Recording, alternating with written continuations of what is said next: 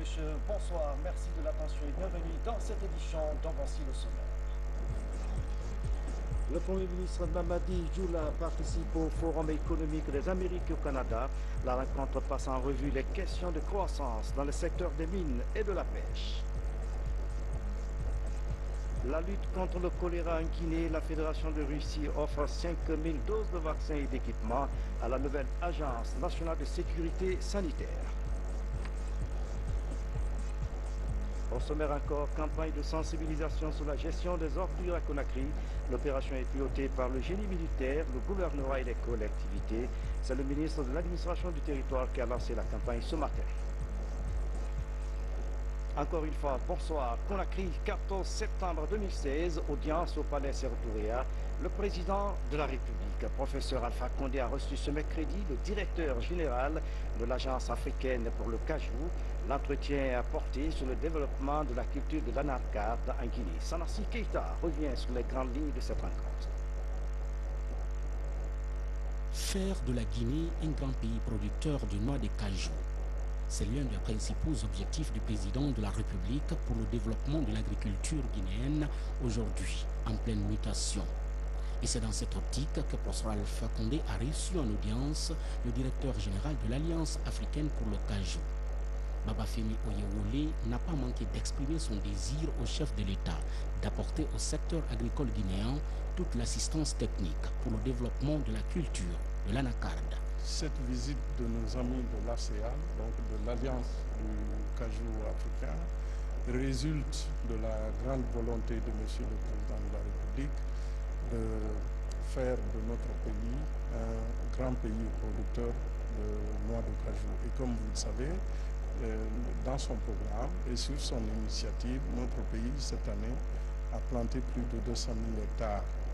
Bien sûr que les informations ont parcouru, disons, non seulement notre pays, mais également la sous-région, pour tomber dans les oreilles de nos amis qui ont sollicité donc cette audience auprès de Monsieur le Président de la République.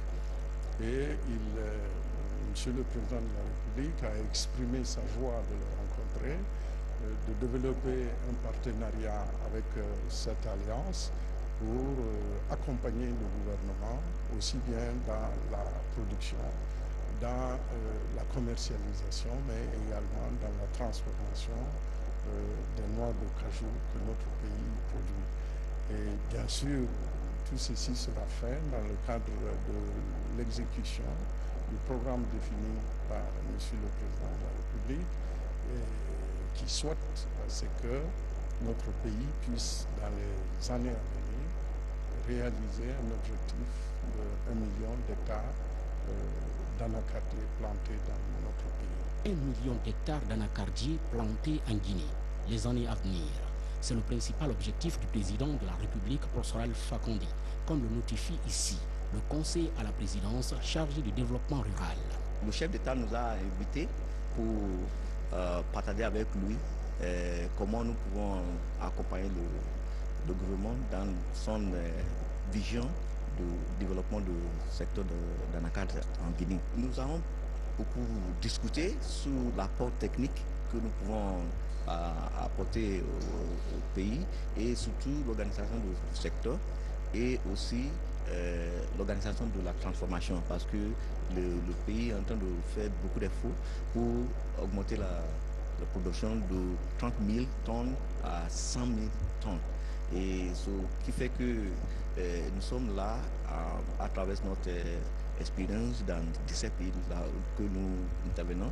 Nous voulons apporter notre apport technique au niveau de toute la chaîne de valeur de l'anacarde en Guinée. Avec ce partenariat, l'Alliance africaine pour le cajou entend accompagner le gouvernement guinéen dans la production, la commercialisation et la transformation de la noix de cajou.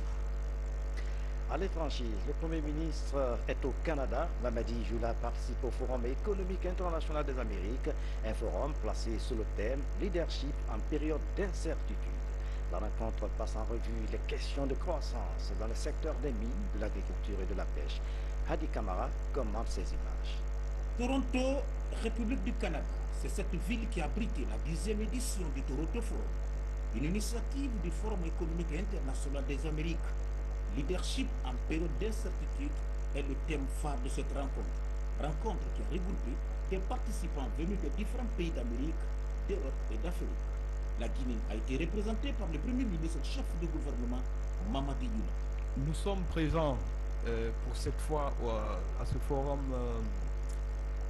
économique international des Amériques pour parler de la Guinée. Donc nous avons parlé de quelques-uns des projets concrets. Et la Guinée aujourd'hui, comme je l'ai indiqué dans les remarques préliminaires, est en train de mettre en place tout un programme sur de très nombreux aspects qui partent des questions de gouvernance, mais aussi sur des secteurs précis. Nous avons parlé en particulier d'un secteur où la Guinée a un grand potentiel donc dans le domaine des mines, mais il y a aussi le secteur rural aujourd'hui, qui est un secteur sur lequel la Guinée entend mettre l'accent pour pouvoir booster son développement, dans la mesure où le développement rural, la Guinée dispose d'un très bon potentiel dans ce domaine. Donc la Guinée a décidé de développer des filières prioritaires dans le secteur rural, de développer aussi bien des projets dans la pêche que dans l'élevage, et d'utiliser son potentiel maritime. Un autre secteur sur lequel la Guinée travaille déjà, c'est le secteur de l'énergie. Le secteur de l'énergie est un secteur qui a connu déjà d'importants investissements au cours des 5 dernières années. Il y a plusieurs centaines de millions de dollars qui ont été investis, et donc nous avons réalisé un barrage important de l'ordre de 240 MW. Nous venons de lancer un projet de barrage de plus de 500 MW, et il y a 3 autres sites qui seront certainement développés au cours des prochaines années, aussi bien pour faire face à la demande nationale, mais aussi nous avons des discussions dans le cadre d'organisations sous-régionales auxquelles la Guinée appartient. Donc la Guinée est membre de ces organisations. Donc il y a des projets qui sont développés dans ce cadre-là qui vont permettre à la Guinée d'exporter de l'énergie. Mamadi Youla a tenu à rencontrer aussi des opérateurs économiques venus sous d'autres cieux pour plancher sur des questions d'ordre économique et financier en vue de répondre aux nombreuses attentes de la population guinéenne. Ici à Conakry, à l'occasion de la célébration de la Tabaski, la première dame de la République a offert un dîner aux femmes évoluant dans les institutions internationales et celles issues du secteur public-privé guinéen. Donc, autour de ce dîner, les échanges ont porté sur le renforcement de la cohésion sociale. Ali Badara Kondé était de la partie. Loin d'être un dîner d'affaires, ces dames diplomates évoluant dans les institutions internationales accréditées en Guinée et celles issues du secteur public et privé guinéen se sont fortement mobilisées autour de la première dame de la République pour des retrouvailles qui ont permis à cette gente féminine d'exprimer son engagement à participer de façon active au développement socio-économique du pays. Nous venons de vivre là une initiative, à mon avis, toute particulière, une initiative très chaleureuse, empreinte de cordialité, de générosité.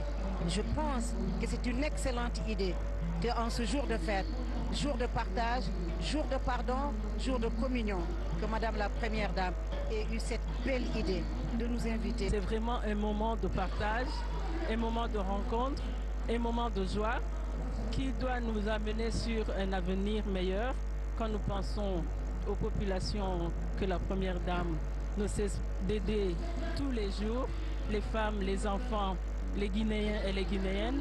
Et nous pensons que ce partage d'aujourd'hui va générer encore d'autres générosités. La première dame de la République, Adjedjene Kondé, a exhorté ces braves femmes, baromètres de la société, à œuvrer pour le maintien de la paix et de la quiétude sociale en Guinée. On avait donné rendez-vous aux femmes, les femmes des institutions, les épouses des ambassadeurs, des ministres. C'était une façon de se retrouver, de fêter ensemble Des artistes tels que Kefala Kanté, l'oiseau de Sankaran, Djiba Kouyaté en provenance de Sigiri, les héritiers de Papa Kouyaté ainsi que les étoiles de Boulbinet ont à tour de rôle véhiculé des messages allant dans le sens du renforcement du tissu social entre les filles et fils du pays. La rencontre du chef de l'État, professeur Alpha Condé, avec le chef de file de l'opposition a favorisé la décrispation politique en Guinée. Dans les bars-cafés et les places publiques, les discours ont changé, les militants des partis politiques se regardent en frères, le climat politique s'améliore. C'est le constat de notre reporter Abdel Diallo qui revient de la préfecture de Kissigou.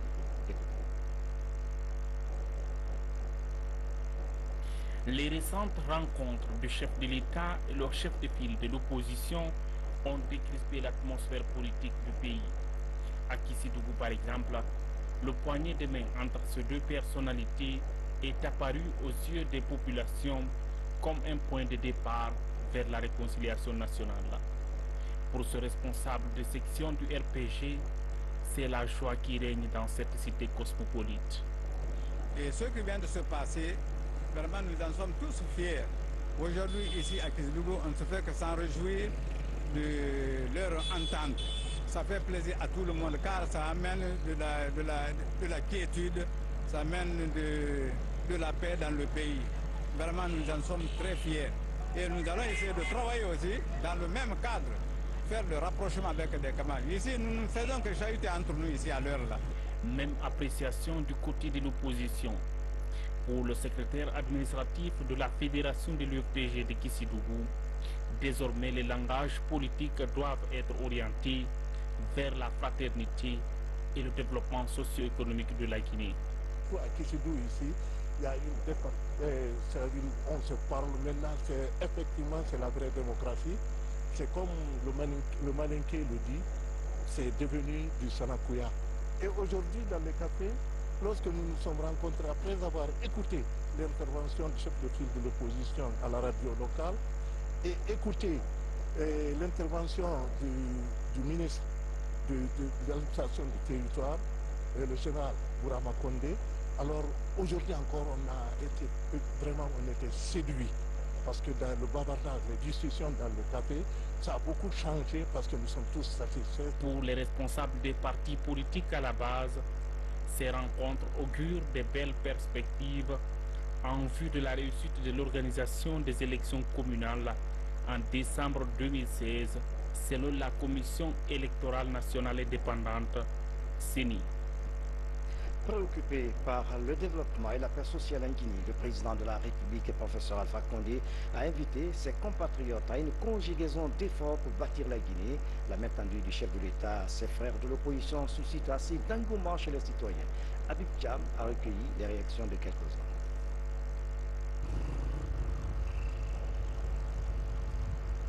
Ce n'est pas une surprise pour nous, puisque le professeur Alpha Condé, dès son arrivée, nous a tous promis de rassembler tous les Guinéens.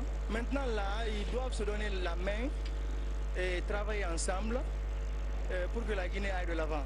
Ils peuvent ne pas être forcément ensemble ou bien conjugués et former un seul gouvernement, mais le fait qu'ils soient ensemble, que nous les voyons, cela voudrait dire que oui, dans la politique, on peut s'entendre sans avoir la même vision, sans avoir les mêmes solutions et que le pays puisse aller ensemble. Maintenant, là, c'est le Alpha doit vraiment mettre un bon plan qui peut aller dans le développement de la Guinée. Donc on s'attend à ça, qu'il y ait des activités, qu'on se soucie pour les femmes, pour qu'on se soucie pour les jeunes, parce que les jeunes, les enfants sont l'avenir de demain. Et puis dans le même registre, les organisations de la société civile guinéenne s'engagent pour une observation des élections communales. Une rencontre s'est tenue à cet effet ici à Conakry. Les différents acteurs de la société civile entendent agir ensemble pour la défense de la démocratie. Guinea Sani signe ce reportage. Les organisations de la société civile guinéenne veulent désormais aplanir leurs divergences pour mieux défendre la cause des citoyens. À l'approche des élections locales, les différentes plateformes de la société civile s'accordent sur une démarche commune pour l'observation électorale. Une charte devrait être mise en place à cet effet. Nous avons le sens que si vraiment on se réunit autour de l'essentiel pour pouvoir véritablement défendre les intérêts des citoyens et aussi traduire les problèmes des citoyens en actes par des plaidoyers, mais aussi par non seulement l'instigation des lois qui permettent de prendre en charge ces préoccupations. Initiées par AIFES, les discussions sont axées sur la voie de rétablissement de la confiance avec les citoyens. Mais il n'y a pas toujours, n'est-ce pas, de dynamique collaborative du point de vue stratégique, opérationnel entre ces structures-là, ce qui, ma foi, est une bonne pratique, devrait être une bonne pratique. Et donc la charte, ce sera une des manifestations, n'est-ce pas, un des premiers documents de travail de cet espace dont nous avons convenu. 15 ans après le premier conclave organisé par AIFES, l'unité des organisations de la société civile en Guinée se renforce. Cette réunion devrait permettre d'aménager un espace de concertation permanent entre les différentes plateformes de la société civile guinéenne. L'autre chapitre de cette édition, l'ambassade de Russie en Guinée vient d'offrir 5000 doses de vaccins et d'équipements à l'Agence nationale de sécurité sanitaire. Ces vaccins seront utilisés dans la lutte contre le choléra. La remise a eu lieu ce mercredi à Conakry en présence de notre reporter Rose Porcher.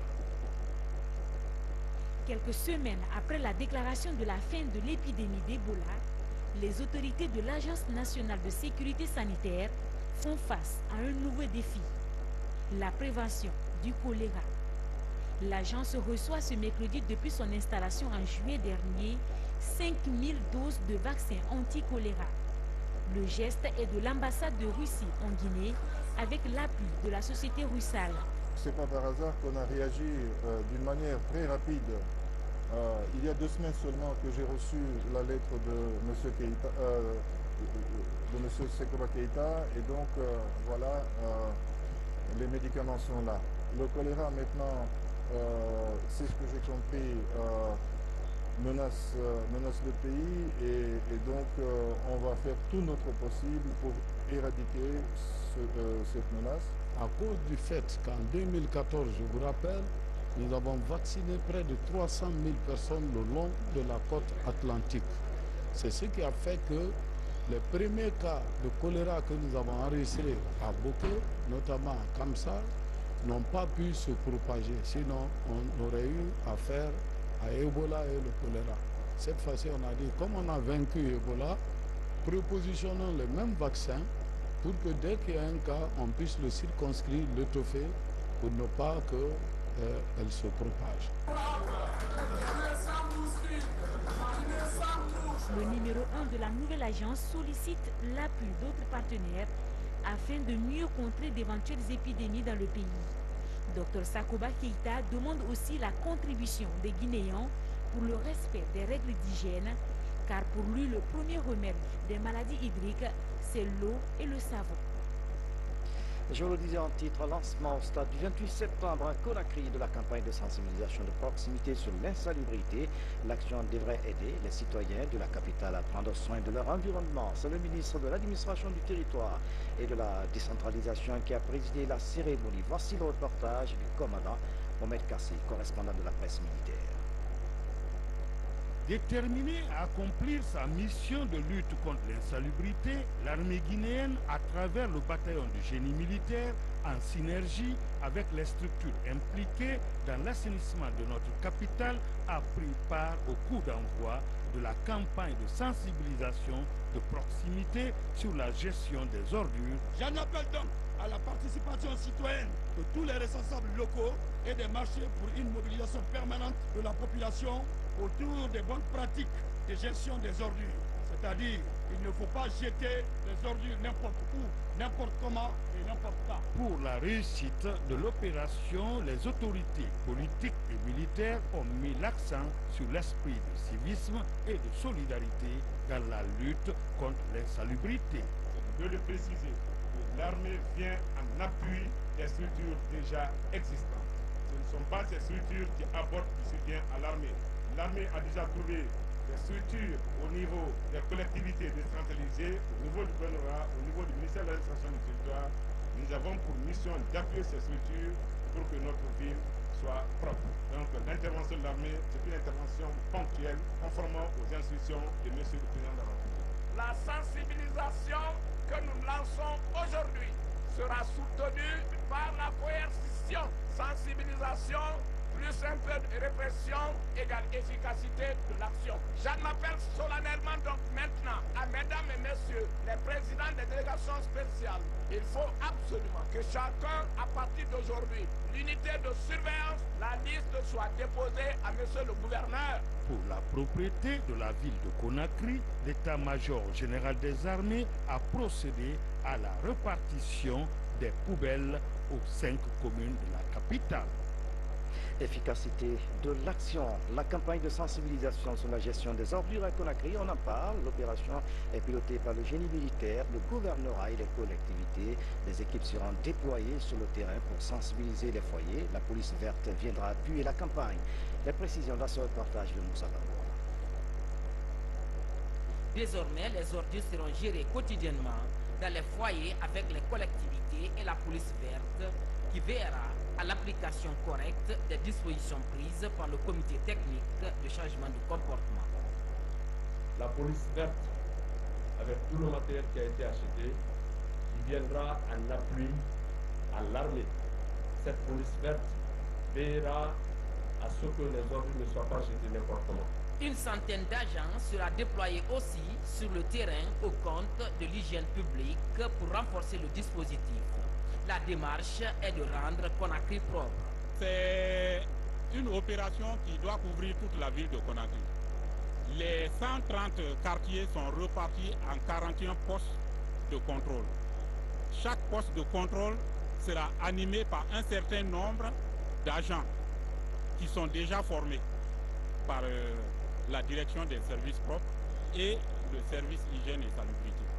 Et il y a aussi 17 postes qui sont créés au niveau des marchés.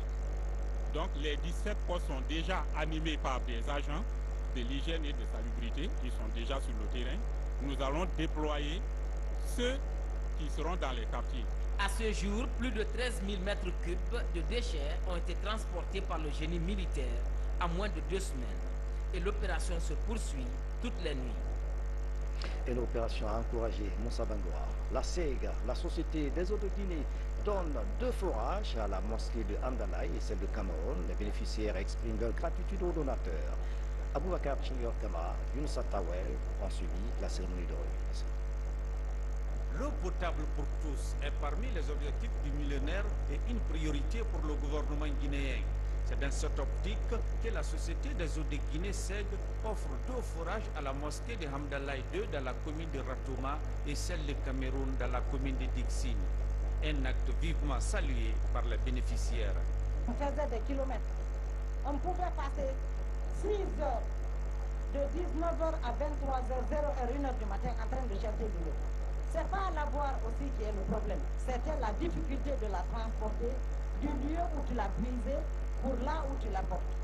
Le directeur de la Société des eaux de Guinée a pour sa part réitéré l'engagement de sa société à approvisionner les quartiers de Conakry qui manquent d'eau potable. Toutes les demandes formulées par monsieur le maire concernant les 34 communes, les 34 quartiers de sa commune vont être examinées avec bienveillance.